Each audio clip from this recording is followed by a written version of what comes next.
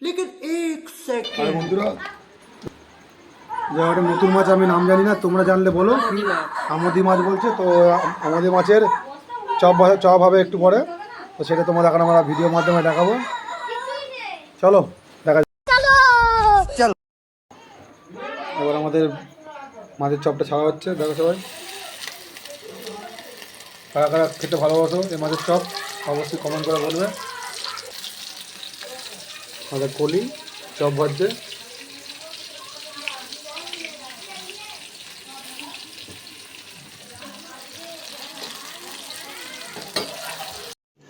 रुको जरा सबर करो।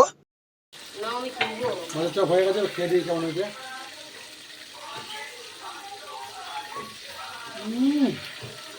দারুণ দারুণ দারুণ হয়েছে, কি বলবো আর।